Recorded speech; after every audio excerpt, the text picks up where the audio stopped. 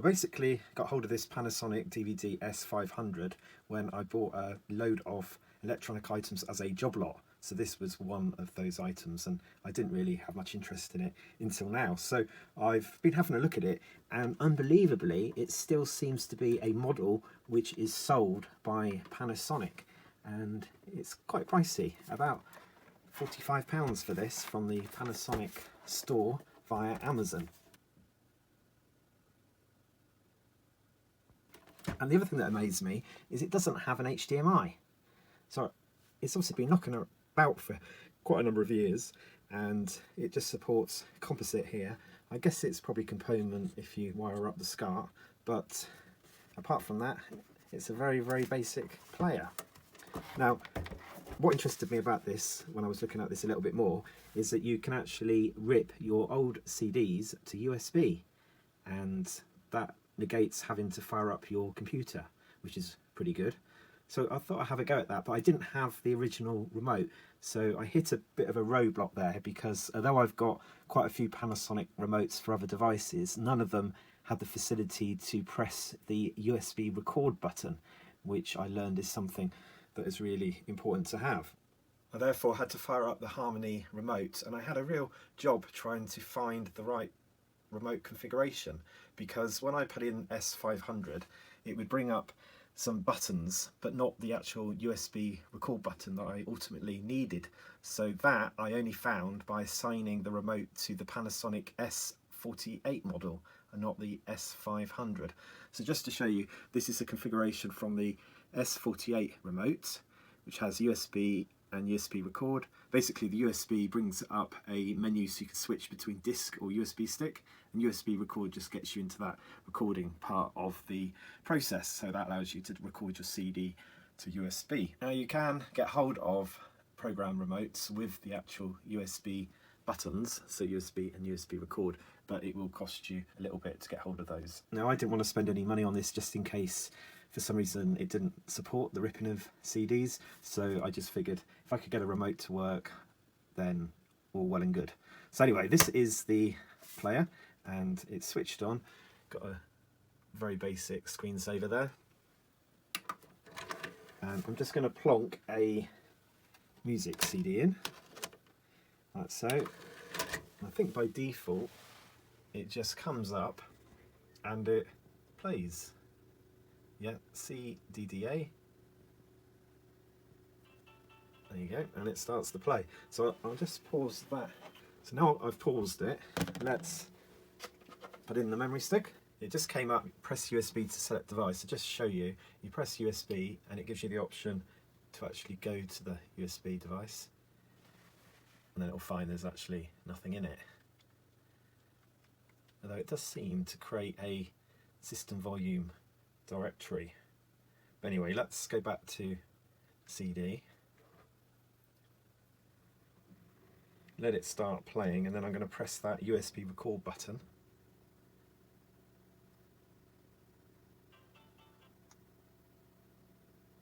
And then it's giving me an option here. Do you want to create MP3? So I say yes. And then everything's in the details. So it seems to support different speeds, but I've had a look at this actually, and it doesn't seem to alter the length of time left to do the process. So it seems to be doing the process of reading the CD and dumping to memory stick in real time, which is interesting. You think they could have sped that up. Anyway, this is going to be a little bit of a test now, so I'm going to change that to fast. I'm going to change bitrate right up because I want the best quality, and there is plenty of space on the stick. So I say yes. Storage to USB, so then go back. Tracks, this is quite nice. It's ultimately selected all of the tracks, and it doesn't look like we've got CD text here, so it's just got the track 1, track 2, etc. And then there's a start, and it says total time 76 minutes. So that is the duration of the actual CDs. The CDs normally went up to maybe 80 minutes maximum, didn't they? So 76 minutes looks reasonable. So I'm just going to go and press the OK button, which is just standard OK on this remote. So let's do that. And then is it going to tell me anything? It says speed, fast, mute. And it does look possibly slightly faster than it might have been, but they didn't write that into the actual software to show any difference between the duration time for normal mode or fast mode. On the plus side, it does seem to be nice and quiet, and it seems to be making reasonable progress. Early indications are that it's running at 3 times normal speed. Now these figures may be variable depending on the bit rate that you're encoding at.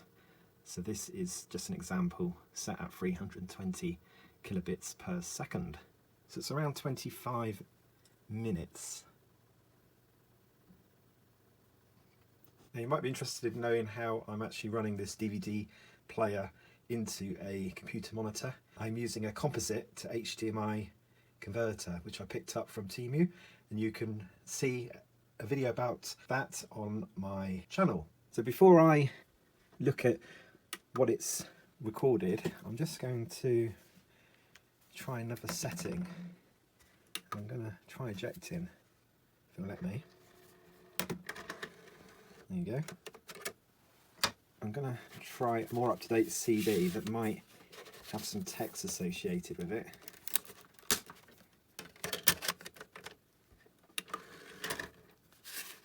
What time of year is this, do you think? Is my mince pie. Alright, I'm going to press the USB record again. And it's giving me the option, so I'll say yes.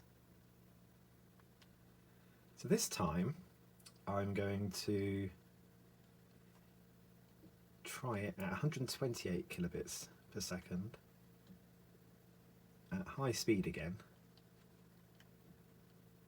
I just want to see if it's slower or quicker, because I'm obviously compressing a bit more, but it is obviously throwing more things out. So what I do need to do is just go into here and select the track. So I'm just going to do track 1. And then it says here it's going to take 3 minutes 27 seconds. So let's start.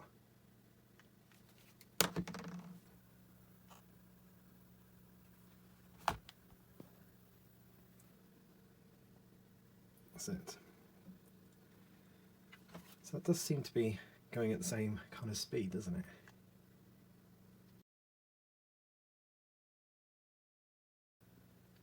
See how it handles going for the same file again, but I'm going to go normal this time. And I'm also going to just select that first track again, and I'm going to go start.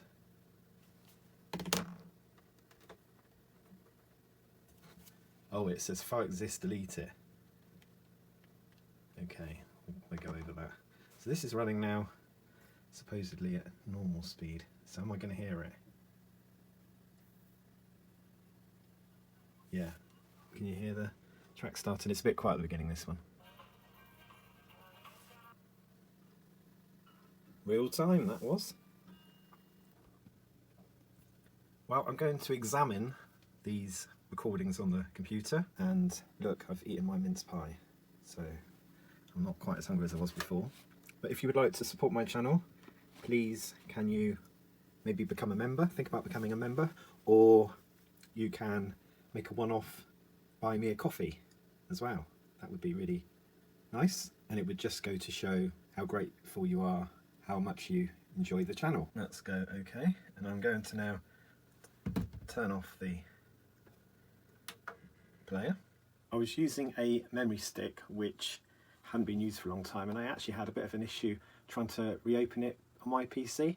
So in the end I had to use Mini Tool Partition Wizard to make a copy of the USB stick to some unallocated space on one of my drives. So anyway, this is what the DVD player produced, and it didn't have any text for the albums, but it has started to increment them like this. So this is the first one, and yes, I did the whole album. It's created a M3U file,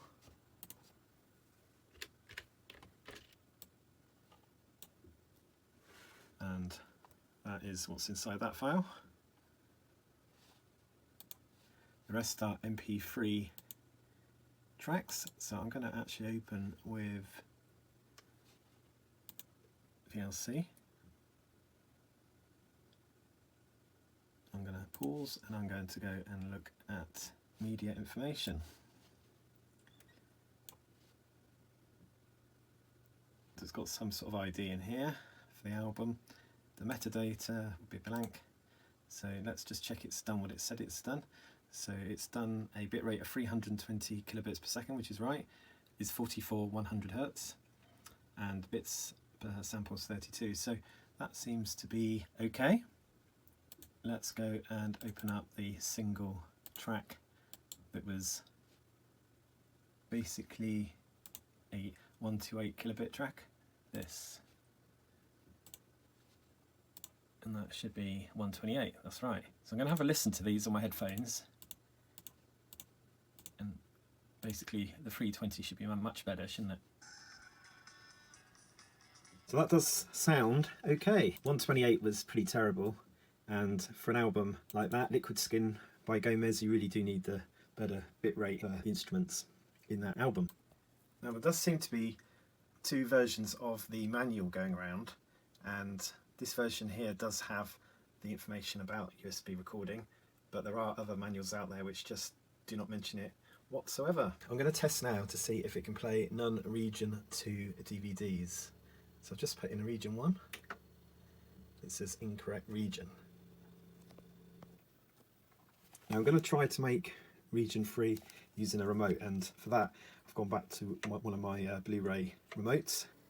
So I managed to make it multi-region, but I had to kind of cheat a little bit. So what I did is I reprogrammed the harmony with the actual sequence of the keys that I needed. So I started here in position 1, so I made this one the audio button, and then it was 1, 9, 8, 2, and input was subtitle, so press that, and then on the other remote I press pause, and then went back to the harmony and press 0, and that was good enough. So it does come up with error messages each time to say that this operation is currently unavailable, but in fact it is not a problem. So let's now play.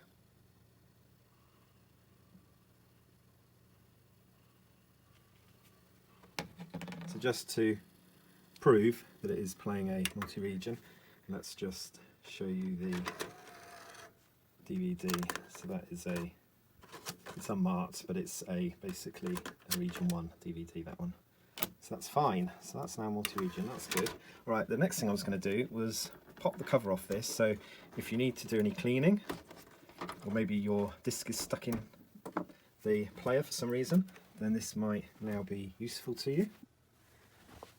So I am quite surprised that this player, that looks to be manufactured initially in 2014, is still being sold today. Now that could mean, I guess, one of a couple of things, that they are still making these, or maybe they made so many that they never actually sold them all at the time. So they had a very large run of these machines, and they're just old players that are kind of being sold on as new players now, which is quite surprising. This one I think is probably closer to 2014, and let's have a look. Wow,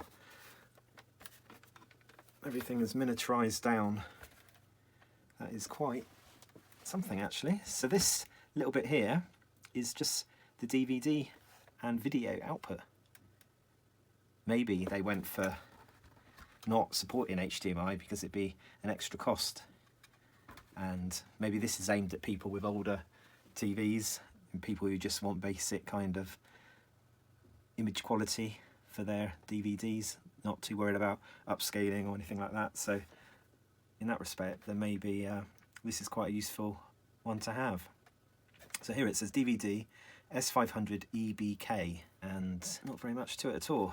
So the main power supply side is here, obviously, and the switching part is all kind of handled on this board. So the buttons, there's only like 3 buttons at the front. There's an LED indicator and a USB port. So there's a limited kind of pass-through going on, which is here. So this is how this board is attached. It's kind of, it looks like it's held by like some sort of jumper thing. I guess you can pull that off and then separate them. So yeah, this is really just controlling the DVD, and these I guess are the motor side of things. So this will be the opening, closing, the sledge movement on there. You probably don't need to be worrying about changing the belt on these. Right, I'm going to try to separate the front. And it does come off like so.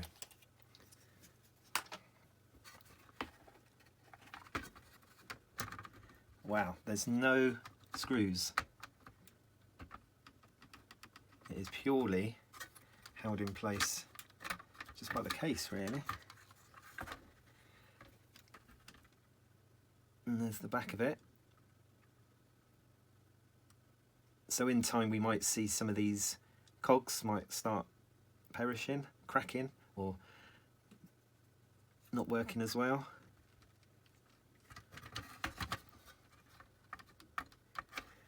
So if your DVD was trapped in there, I'm just going to take this out.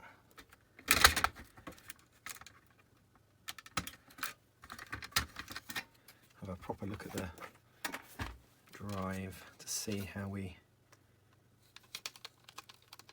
open it. So what you need to do is move the laser pickup into its kind of home position. That then will allow you to open the tray. So just keep doing that.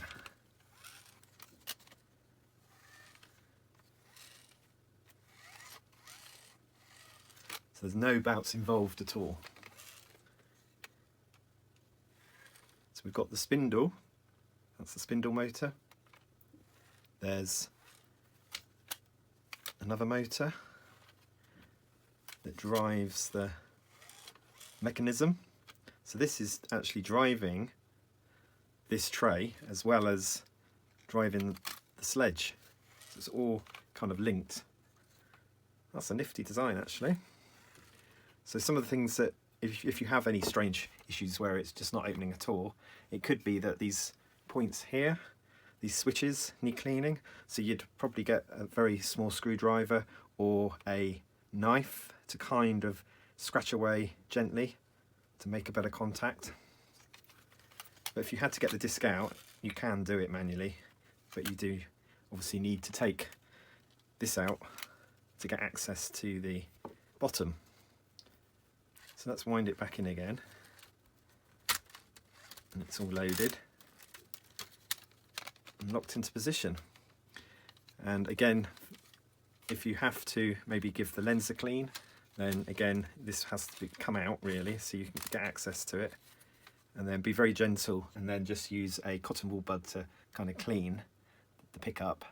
I try to avoid putting anything on like alcohol. That would be my thing. And also you can always maybe use some compressed air if you figure it's particularly dusty, but it should be obvious if it's in good condition or not. This actually looks like it's not actually been used very much. I would say it's not had much use. And the final thing is you might want to just lubricate the rails slightly with lithium grease, but only a very small amount. There's not really any kind of trace of anything on here. It's looking very clean. But if you do need a new pickup, this is what it's called. It's a Dory DVP06. If you've done your cleaning, you're about to throw this away because it doesn't play discs anymore. There is a CD and DVD strength adjustment here. I won't go into that myself, but that could be your last resort if you wanted to tweak those. But yeah, that's a surprisingly lightweight DVD player, and there's a healthy margin probably on something like this, so maybe that's why Panasonic is still selling them. Anyway, thank you for watching the video. Please can you like and subscribe, and I'll make more videos like this in the future. Bye for now.